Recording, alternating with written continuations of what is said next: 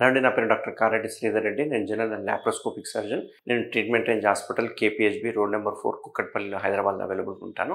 So ఇవాళ పిత్తాశయంలో రాళ్ళు అంటే ఏంటి, అసలు గాల్ బ్లాడర్లో స్టోన్స్ ఎందుకు వస్తాయి, దీనికి ఎటువంటి అడ్వాన్స్డ్ చికిత్సలు అవైలబుల్గా ఉన్నాయి అనేది వాళ్ళు తెలుసుకుందాం. సో పిత్తాశయం అంటే ఏంటంటే దీన్ని గాల్ బ్లాడర్ అంటారు. ఇది ఒక వెస్టిజియల్ ఆర్గన్, అంటే బాడీలో పెద్దగా ఉపయోగం లేని ఆర్గన్స్ ఏమంటే ఒకటి గాల్ బ్లాడరు, రెండవది అపెండిక్స్. ఈ రెండింటి వల్ల పెద్దగా ఉపయోగం ఉండదు అన్నట్టు.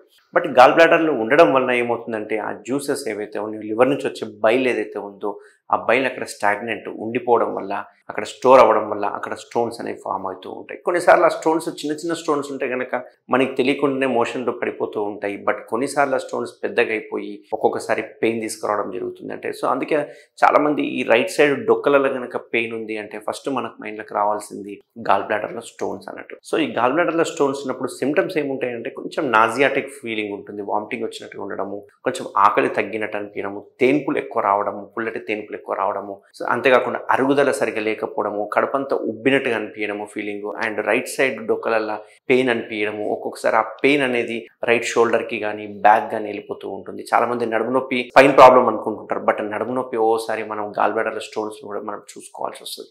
ఎందుకంటే ఈ నడుము నొప్పి కూడా వెనక్కి పాకుతూ ఉంటుంది అన్నట్టు. అంతేకాకుండా ఇంకా కొంతమందికి ఇన్ఫెక్ట్ అయితే కనుక ఇక్కడ ముట్టుకుంటే నొప్పి అయిపోతూ ఉంటుంది అన్నట్టు. అట్లా నొప్పి అయితే కూడా మనం ఇమ్మీడియట్గా చూపించుకోవాల్సి వస్తుంది. ఎందుకంటే ఓసారి అందులో పస్సు ఫామ్ కావడం వల్ల ఓసారి సెప్సిస్లోకి వెళ్ళిపోయి అది పగిలిపోవడం ఇట్లాంటివన్నీ చూస్తూ ఉంటాం. సో ఈ గాల్ బ్లాడర్కి సిమ్టమ్స్ చూసి మనం డయాగ్నోస్ చేసిన తర్వాత ఒక చిన్న అల్ట్రాసౌండ్ చేయించుకోవడం వల్ల ఒకవేళ గాల్ బ్లాడర్లో స్టోన్స్ ఉన్నాయా, లేకుంటే గాల్ బ్లాడర్ యొక్క గోడ థిక్ అయిపోయిందా, లేకుంటే అందులో చీము ఉందా, లేకుంటే గ్యాంగ్రీన్ నల్లగా అయిపోయిందా, కులిపోయిందా, ఇవన్నీ చూసుకుంటాం. దీన్ని బట్టి మనం సర్జరీ అనేది ప్లాన్ చేసుకుంటూ ఉంటాం అన్నట్టు. అయితే ఈ గాల్ బ్లాడర్కి ఇంతకుముందు ఓపెన్ సర్జరీ చేసేవాళ్ళు ఇప్పుడు మన ట్రీట్మెంట్ రేంజ్ హాస్పిటల్లో మనం లాప్రోస్కోపిక్ ద్వారా మనం 1 డేలో డిశ్చార్జ్ చేయడం జరుగుతుంది. సో చూసుకుంటే కనుక ఇది ఈ లివర్ దగ్గర నుంచి మనకు ఈ జ్యూసెస్ అనేవి ఏదైతే ఉందో బైల్ అంటాం కదా, ఆ బైల్ అనేది మనకి ఈ విధంగా రిలీజ్ అయిపోయి ఇక్కడ గాల్ బ్లాడర్లో స్టోర్ అయిపోతుంది అన్నట్టు. ఇది గాల్ బ్లాడర్ అన్నట్టు, దీన్నే జీబీ అంటాం, గాల్ బ్లాడర్ అంటాం. సో ఇక్కడ నుంచి వచ్చిన జ్యూసెస్ ఏవైతే ఉన్నాయో ఈ జ్యూసెస్ అనేవి ఇందులోకి వెళ్ళి ఇక్కడ స్టోర్ అయిపోతుంటాయి అన్నట్టు. అంటే 10% మాత్రమే ఇక్కడ స్టోర్ అయిపోయి 90% జ్యూసెస్ అనేవి ఈ సిబిడి అంటాం, కామన్ బైల్ డక్ట్ అంటాం, దీని ద్వారా చిన్న పేగులో కలిసిపోతుంది అన్నట్టు. సో ఈ రకంగా మనం ఇప్పుడు తిన్న ఫుడ్ ఏదైతే ఉందో ఈ తిన్న ఫుడ్ మనకి ఇందులోకి వచ్చి స్టమక్లో స్టోర్ అయి ఉంటుంది. స్టోర్ అయిపోయిన తర్వాత స్టమక్ నుంచి 3-4 అవర్స్ తర్వాత కిందికి, అంటే ఇది చిన్న పేగు అంటాం కదా, ఈ చిన్న పేగులోకి వస్తుంటుంది. దీనికి సంబంధించిన చిన్న ఏదైతే ట్యూబ్ ఉందో ఆ ట్యూబ్ ఈ చిన్న పేగులో ఓపెన్ అయిపోతుంది అన్నట్టు. సో లివర్లో తయారైన జ్యూసెస్ 1 నుంచి 1.5 లీటర్ జ్యూసెస్ ఏదైతే ఉందో ఆ జ్యూసెస్ మొత్తం ఈ రకంగా వచ్చి ఈ చిన్న పేగులో ఇక్కడ కలిసిపోతుంది. సో ఇక్కడ వచ్చిన ఫుడ్, ఈ జ్యూసెస్, ఈ రెండు ఇక్కడ కలిసి మనం అరగడానికి ఉపయోగపడుతుంది అన్నట్టు. ఇది మామూలుగా ప్రాసెస్. బట్ ఓన్లీ 10% జ్యూసెస్ మాత్రం ఈ గాల్ బ్లాడర్లకు వస్తూ ఉంటుంది అన్నట్టు.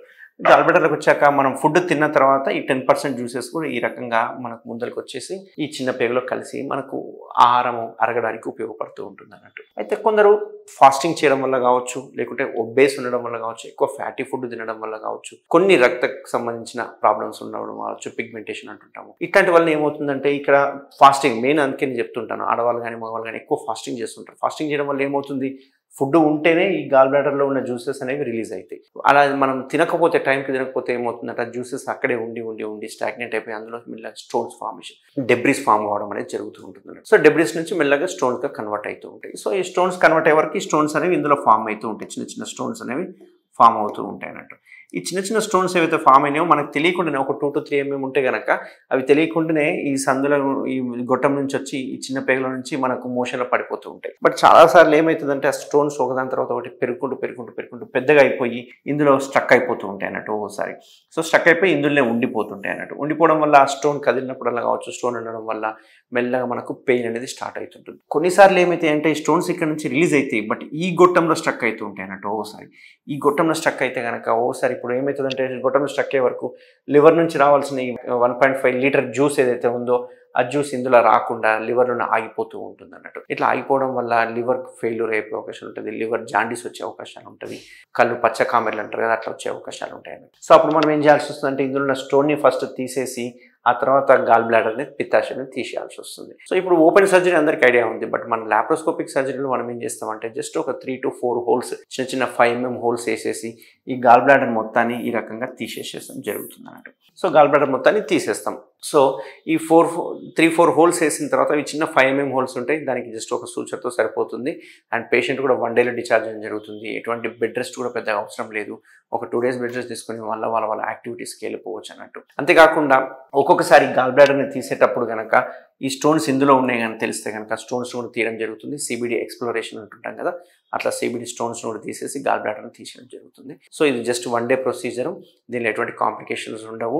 అండ్ ఇమ్మీడియట్గా మళ్ళీ వాళ్ళ పనులు చేసుకోవచ్చు. చాలా మంది ఏమనుకుంటారంటే కిడ్నీలో స్టోన్స్ ఉంటే కిడ్నీలు మొత్తం తీశారు కదా, స్టోన్స్ తీస్తారు కదా, బట్ గాల్ బ్లాడర్లో మీరు స్టోన్స్ కాకుండా మొత్తం గాల్ బ్లాడర్ని తీసేస్తామని అడుగుతూ ఉంటుంటారు.